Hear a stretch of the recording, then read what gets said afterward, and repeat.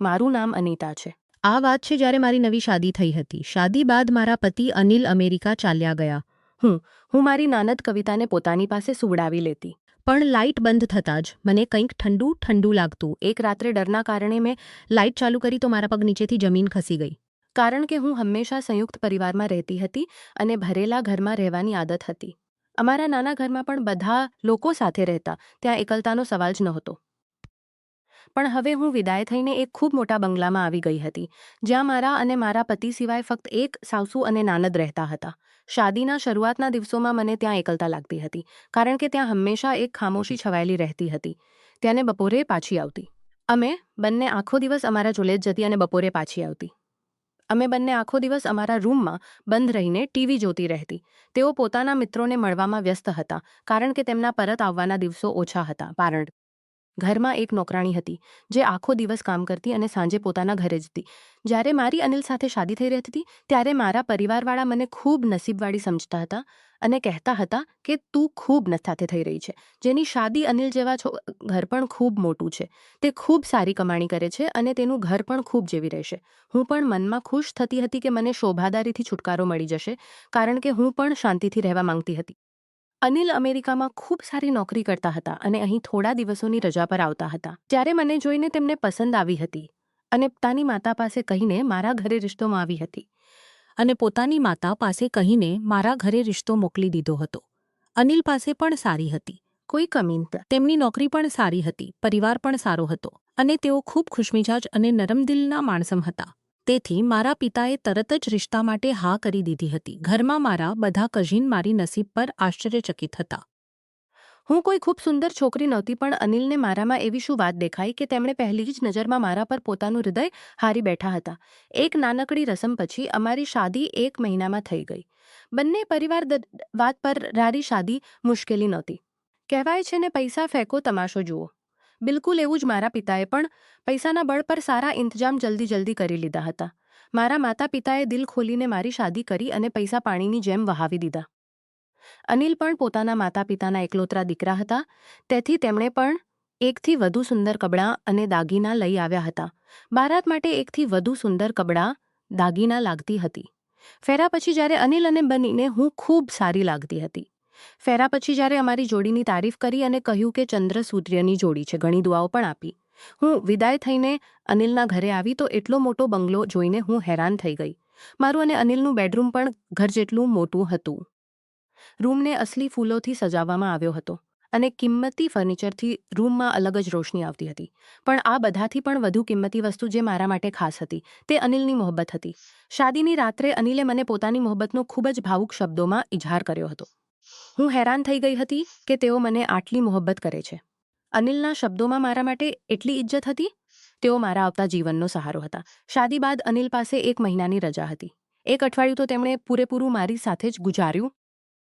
આ અઠવાડિયું કેવી રીતે ગયું મને ખબર જ નહોતી પડી. એવું લાગતું હતું કે કાલે જ અમારી શાદી થઈ હતી. અનિલ હંમેશા મને પોતાની મોહબ્બતનો ઇજહાર કરતા અને મારી મોહબ્બતના ગુણ ગાતા. 1 અઠવાડિયા બાદ અનિલ કહેવા લાગ્યા કે તેઓ પોતાના સંબંધીઓ અને મિત્રોને મારી સાથે મળાવવા માંગે છે, કારણ કે પછી તેઓ 2 વર્ષ માટે અમેરિકા ચાલ્યા જશે. આ વખતે મને અહેસાસ થયો કે હું અને અનિલ માત્ર થોડા સમય માટે જ સાથે છીએ. અને પછી અમારી વચ્ચે જુદાઈ આવનાર છે. અનિલના જવાના વિચારથી હું ગભરાઈ ગઈ હતી. મારી સાસુ અને નાંદે મને વધુ સમય નહોતો આપ્યો, પણ તેમણે મને અને અનિલને એકબીજા સાથે સમય ગુજારવાનો મોકો આપ્યો હતો. તે તેમની ખૂબ મોટી સારી વાત હતી. જ્યારે તેમનો દીકરો ઘણા વર્ષો બાદ ઘરે આવ્યો હતો, ત્યારે પણ તેમનો પણ મન હોત કે તેની સાથે સમય વિતાવે, પણ તેમણે મોટાભાગે અમને જ એકબીજા સાથે સમય વિતાવવાનો મોકો આપ્યો. સવારે અનિલ પોતાના મિત્રો સાથે નીકળી જતા અને હું આખો દિવસ બંગલામાં અહીંથી ત્યાં ફરતી રહેતી. થોડા જ સાસુને એકલા બેસીને ટીવી જોવાનો ખૂબ શોખ હતો. તેઓ આખો દિવસ મોટા અવાજમાં ટીવી જોતા. દિવસો ખૂબ ઝડપથી ગુજરી રહ્યા હતા અને અનિલના પરત જવાનો સમય નજીક આવી ગયો હતો. અનિલના વગર રહેવાના વિચારથી જ હું ડરી જતી હતી અને અનિલ મને સમજાવતા કે તેઓ જલ્દી મને પણ પોતાની પાસે બોલાવી લેશે. પણ મને અનિલની એ વાત પર બિલકુલ વિશ્વાસ નહોતો આવતો, કારણ કે પ્રદેશમાં રહેતા લોકો પોતાની પત્નીઓને માતા પિતાના હવાલે જ છોડી દેતા હતા. મને પણ એવું લાગતું હતું કે અનિલ ક્યારેય મને પોતાની પાસે નહીં બોલાવે. હવે અનિલના જવાનો વખત આવી ગયો હતો. જ્યારે હું મારી સાસુ અને નાનદ સાથે ઘરે પરત આવી રહી હતી, ત્યારે મારી આંખોમાં આંસુ હતા. મારી સાસુએ મારી ઉદાસીને મહેસૂસ કરીને કહ્યું, અનિતા, થોડા દિવસો માટે તું તારા માયકે ચાલી જા. ત્યાં તારું દિલ લાગી જશે. તેમની વાત સાંભળીને હું ખૂબ ખુશ થઈ ગઈ હતી. એ મારી સાસુ એવું ન સમજે કે પતિ જતાં જ હું માયકે તરફ દોડી ગઈ. મારી સાસુએ જાતે જ ડ્રાઈવરને કહીને ગાડીનો રૂટ મારા માયકે તરફ વાળી દીધો હતો. મારા ઘરે આવીને હું ખૂબ ખુશ હતી અને મારા રૂમ સાથે દિલ લાગી ગયું હતું. અનિલે પણ અમેરિકા પહોંચતા જ સૌથી પહેલાં મને ફોન કર્યો હતો અને એ વાતનો વિશ્વાસ આપ્યો હતો કે જલ્દીથી તેઓ મને અમેરિકા બોલાવી લેશે. તેઓ કહેતા હતા કે તેમના માટે પણ મારા વગર એક પળ ગુજારવું અશક્ય હતું. તેઓ પણ હવે મારા વગર રહી શકતા નહોતા. મને આ રીતે મોહબ્બતથી કહેતા હતા. મને વિશ્વાસ થવા લાગ્યો હતો કે જલ્દી જ હું પણ કેટલાક સમય બાદ તેમની સાથે હોઈશ. માયકેમાં રહેતા એક અઠવાડિયું થઈ ગયું હતું અને મારી હું પાછી પોતાના સસરાલ ચાલી જાઉં. તેઓ વારંવાર કહેતા હતા કે જો તારી સાસી પોતાના સસરાલ ચાલી જાઉં દીધી તો તેનો અર્થ એ નથી કે તું માયકેથી અહીં છોડી દીધી, તો તેનો અર્થ એ નથી કે તું માયકેમાં જ રહેવા લાગે. તને પાછા પોતાના મારું મોં લટકી ગયું. મારા સસરાલમાં કોઈ નહોતું. હું ત્યાં આખો વખત એકલી શું કરું, પણ માં આ વાત સમજવા તૈયાર જ નહોતી. મજબૂરન મેં મારા પિતા સાથે કહ્યું કે રાત્રે તેઓ મને મારા સસરાલ છોડી આવે. હું મારા પિતા સાથે પાછી સસરાલ આવી ગઈ હતી. સવારે બંગલો ખાલી પડેલો હતો. મારી સાસુ અને નાનદ પોતપોતાના રૂમમાં હતા. મેં મારી સાસુના રૂમમાં જઈને તેમને મારા આવવા વિશે જણાવ્યું તો તેઓ મને જોઈને ખુશ થયા અને કહેવા લાગ્યા, શું હજુ તું આવી ગઈ? અને સવારે નાસ્તાના ટેબલ પર મળતા તો ટીવીમાં કોઈ ફિલ્મ જોવામાં પૂરેપૂરા મગ્ન લાગતો. મેં એક નજર તેમના પર નાખીને તેમના રૂમમાંથી બહાર આવી ગયો. મેં એક નજર તેમના પર નાખીને તેમના રૂમ દિલ અજીબું થવા લાગ્યું અને પોતાના રૂમમાં બેસી ગઈ. પણ થોડી છવાયેલા સન્નાટાથી મને ડર લાગવા લાગ્યો. હું એકલી હતી અને આજે મને ખબર પડી કે મને એકલતાથી ડર લાગે છે. મારા માયકેમાં તો પોતાના રૂમમાં બેસીને બહારથી આવતા અવાજોથી મારી જાણ નહોતું હતું. તો ક્યારેક ચાચા હસતા હસતા ચાચીને દિવસભરની વાતો સંભળાવતા હતા. તે અવાજો જે ક્યારેક મને પરેશાન કરતા હતા, આજે મને તે અવાજોની કમી લાગી રહી હતી. છોકરી માટે પોતાનું ઘર છોડીને બહાર જવું કેટલું મુશ્કેલ હોય છે એ વાતનો કમી લાગી રહી શકે. મારી આંખોમાં આંસુ આવી રહ્યા હતા અને હું એકલી એકલી રડી રહી હતી. મને પોતાનું ઘર અને પોતાના પરિવારની ખૂબ યાદ આવી રહી હતી. થોડો ડર તો હું અહીંથી ત્યાં ટેલીને પોતાના પર કાબૂ મેળવવાની કોશિશ કરવા લાગી. પણ તે પછી એક ખવાસથી મારા પર હેવી થઈ ગયું અને મારા માટે પોતાના રૂમમાં રહેવું પણ મુશ્કેલ થઈ ગયું. શિયાળાના દિવસો હતા પણ ડરના મારે મારું શરીર પરસેવાથી ભીનું થઈ રહ્યું હતું. મને પોતાના રૂમની બારી પર કંઈક સાવા જેવું લાગતું હતું, જ્યારે બારી ઘરના બગીચામાં ખુલ્લી હતી. અને આટલી ઠંડીમાં કોઈ રાતના આ વખતે બગીચામાં આવીને શું કરશે? મારી સાસુ અને નાનદ પોતપોતાના રૂમમાં હતા. હું તરત જ પોતાના રૂમમાંથી નીકળીને મારી નાંદના દરવાજા પર પહોંચી ગઈ અને જોરથી તેનો દરવાજો પીટવા લાગી. થોડીવાર બાદ તેણે દરવાજો ખોલ્યો અને મને જોઈને હેરાન થઈને પૂછવા લાગી, ભાભી, તમે ઘર ક્યારે પાછા આવ્યા? હું રડતી રડતી તેના ગળે લાગી ગઈ અને રડતી રડતી મેં કહ્યું, કવિતા, મને એકલામાં ડર લાગે છે.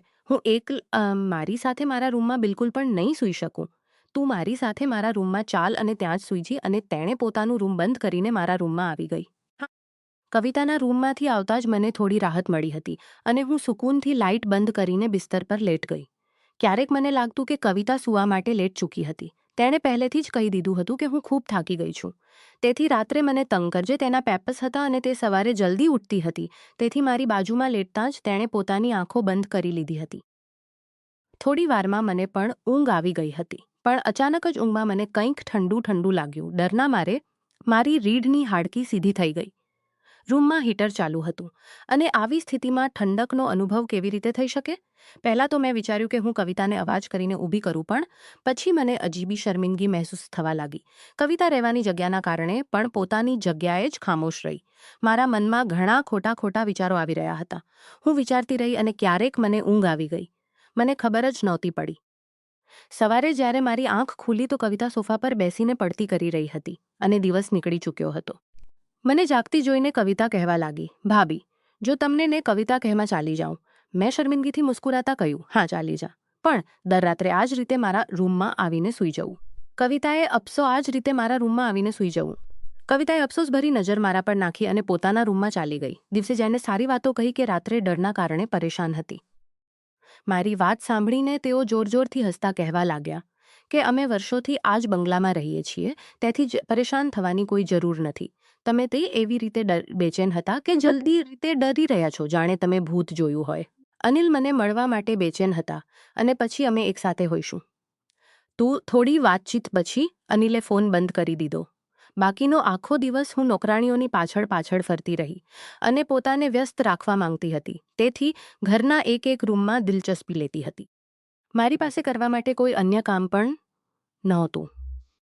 ભલે હું નોકરાણીઓનું પીછું પકડી લીધું હતું અને તેમની પાસે ઘરનો દરેક ખૂણો સાફ કરાવતી હતી. મને મારી સાસુ પર હેરાની થતી હતી, જેઓ આખો દિવસ ટીવીની આગળ મગ્ન બેસી રહેતા હતા અને તેમને ઘરની કોઈ ચિંતા જ નહોતી. અનિલ પોતાના પૈસા પોતાના મિત્રના ખાતામાં મોકલતા હતા અને આને અમારા ઘરના સારા ઇંતજામ સંભાળી રાખ્યા હતા. ઘરનું રાશન લાવવાથી લઈને નોકરાણીઓને પૈસા આપવા સુધી બધું તેના હાથમાં હતું. શરૂઆતમાં તો મને આ વાત પર ખૂબ હેરાની થતી હતી કે આદમી મારા ઘરજામ ચલાવે છે, પણ ધીરે ધીરે મને અહેસાસ થયો કે અનિલની માને ઘરના કામકાજ વિશે કંઈ જ ખબર નહોતી અને ન તો તેઓ તેના કાબેલ હતા કે પૈસા સંભાળીને રાખે અને ઘર ચલાવે. તેઓ એક ફિજૂલખર્ચી સ્ત્રી હતા. તેમના હાથમાં જેટલા પૈસા આવતા તે બધા ઉડાવી દેતા હતા. કવિતા દર રાત્રે મારી સાથે સૂવા માટે આવતી, પણ જેમ જેમ હું લાઇટ બંધ કરીને ઠંડુ લાગતું અને તે પછી મને ઘણો ડર લાગતો અને ઊંઘ પણ નહીં આવતી. એક દિવસ મેં કવિતા પાસે હિંમત કરીને પૂછી જ લીધું, શું તને પણ રાત્રે ઠંડુ ઠંડુ લાગે છે? મારી વાત સાંભળીને કવિતા ખામોશ થઈ ગઈ હતી, પણ મારા દિલમાં એક અજીબી હલચલ મચી રહી હતી. એટલું તો મને વિશ્વાસ હતો કે મને કોઈ પ્રકારનું સપનું નહોતું થયું, પણ કોઈને કોઈ એવી વસ્તુ જરૂર હતી જેના કારણે મને ઠંડક મહેસૂસ થતી હતી. મેં નિર્ણય કરી લીધો હતો કે હું જાતે જ આ વાતની તહેકીકાત કરીશ. આગલા દીટી તો થોડી જ વારમાં મને ફરીથી રૂમમાં ઠંડકનો અનુભવ થયો અને મેં હિંમત કરીને તરત જ રૂમની લાઇટ ચાલુ કરી દીધી. આ જોઈને મારા હોશ ઉડી ગયા, કારણ કે મારી સામે જે મંજર હતું તે હોશ ઉડાવી દેનારું હતું. મારા રૂમની તે બારી જે બગીચાની તરફ ખુલ્લી હતી અને એક સાવો જેવો મને નજરે આવતો હતો. જ્યારે મને સારી રીતે યાદ હતું કે હું સૂતા પહેલા આ બારીને બંધ કરી દીધી હતી. મેં તરત જ નાંદની તરફ જોયું તો હું હેરાન થઈ ગઈ, કારણ કે કવિતા પોતાના બિસ્તર પર હતી જ નહીં. મેં ડરતા રૂમની બારીમાંથી બહાર જોયું તો કવિતા બગીચામાં કોઈ છોકરા સાથે ઊભી હતી. મેં આટલા દિવસો સુધી જેને સાવો સમજીને ડરી રહી હતી તે કોઈ અન્ય નહોતો, તે છોકરાનો સાવો હતો. કવિતાની નજર જેમ જેમ મારા ચહેરા પર પડી તો તેના ચહેરાનો રંગ ઉતરી ગયો અને તે છોકરો મને જોઈને બગીચામાંથી ભાગી નીકળ્યો. કવિતા આ બારીમાંથી પાછી આવી ગઈ જે રીતે તે રૂમમાંથી બહાર ગઈ હતી. જે ઠંડુ અનુભવ મને થઈ રહ્યો હતો તે બારીમાંથી આવતી હવા હતી. તેમણે રૂમમાં મોજૂદ હીટરની ગરમીને ખતમ કરી દીધી હતી. મેં કવિતાના ચહેરાની તરફ જોઈને પૂછ્યું, કવિતા, આ બધું શું છે અને તું અડધી રાત્રે કોના સાથે હતી? કવિતાએ રડતી રડતી જણાવ્યું કે તે મનીષ છે અને તે તેને ખૂબ મોહબ્બત કરે છે. મનીષ તેના સ્વર્ગવાસી પિતાના એક નજીકના મિત્રનો દીકરો છે. પણ મારા સસુર એટલે કવિતાના પિતાના અવસાન પછી મારી સાસુએ તે લોકો સાથે મિલવણી બંધ કરી દીધી હતી. કવિતા અને મનીષ બચપણથી જ એકબીજાને પસંદ કરતા હતા. તેથી તેઓ બંને પોતાના સમને ખતમ થતો સહન ન કરી શક્યા અને છુપાઈને મળવા લાગ્યા. કવિતા અને મનીષ પોતાની સારી જિંદગી એકબીજાથી ગુજારવા માંગતા હતા, પણ મોટ લોકોના જૂના ઝઘડાઓના કારણે તકલીફો આવી ગઈ. કવિતા કહેતી હતી કે થોડા સમય પહેલા મારી સાસુને કવિતાની મોહબ્બત વિશે ખબર પડી ગઈ હતી અને તેમણે કવિતાને સખતથી મના કરી દીધી હતી કે તે ક્યારેય પણ મનીષને નહીં મળે અને ન તો ક્યારેય તેનો ચહેરો જોશે. જ્યારે અનિલ શહેરની બહાર નહોતા ગયા ત્યારે મારી સાસુની હાલત પણ ખૂબ કમજોર હતી અને તેઓ પણ બધાની જેમ એક સામાન્ય મધ્યમ વર્ગની સ્ત્રી હતા. પછી કવિતાના પિતાનું અવસાન થયું તો તેમની હાલત વધુ ખરાબ થઈ ગઈ. કવિતાના પિતા અને અનિલના પિતા બંનેમાં ખૂબ પક્કી દોસ્તી હતી. કોઈ સિલસિલાને લઈને બંનેની દોસ્તીમાં દરાર પડી ગઈ હતી. ત્યારથી જ તેમની દોસ્તીમાં ફાટ પડી ગઈ અને બંને પરિવારોનો મેળાપ પણ ખતમ થઈ ગયો. કવિતાની માં મનીષના પિતા પ્રત્યે જ્યારે તેમને કવિતાના વિશે ખબર પડી ત્યારે તેમણે કવિતાને સાફ ઇનકાર કરી દીધો કે ક્યારે પણ મનીષના વિશે ન વિચારજે. મારી સાસુએ લોકોના ઘરોનું કામકાજ કર્યું અને અનિલ એક વખતે બે નોકરીઓ કરવા લાગ્યા. અનિલે દિવસ રાત મહેનત કરીને અનિલનું એડમિશન અમેરિકામાં પણ ચાલુ રાખી. કિસ્મતે પલટો ખાધો અને અનિલનું એડમિશન અમેરિકામાં થઈ ગયું. યુનિવર્સિટીમાં સ્કોલરશિપ પર અનિલની મહેનત અને લગ્નને જોઈને અનિલની યુનિવર્સિટીએ સારા ખર્ચા ઉઠાવ્યા. તો મારી સાસુએ પણ અનિલને નહીં રોક્યા અને હિંમત કરીને તેમને બહાર મોકલી દીધા. અનિલે અમેરિકામાં પઢાઈ સાથે સાથે નાની મોટી નોકરી પણ શરૂ કરી દીધી અને ત્યાંથી જ મારા સસરાલની હાલત બદલાવા લાગી. પણ પોતાની હાલતો અને દુઃખોને મારી સાસુએ જે રીતે મહેનત કરીને પોતાના બાળકોને પાળ્યા હતી, તેમણે પોતાને દરેક વસ્તુથી દૂર કરી લીધું હતા. તેઓ પોતાનો આખો વખત ટીવી જોવામાં જ ગુજારી દેતા હતા.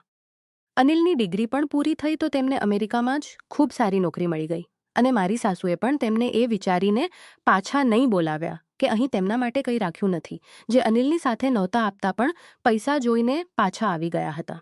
મારી સાસુએ કોઈને પણ ફરીથી પોતાના જીવનમાં આવવાની ઇજાજત નહોતી આપી, પણ આ સમયે મનીષ અને કવિતાનો સંબંધ મળી ગયો હતો.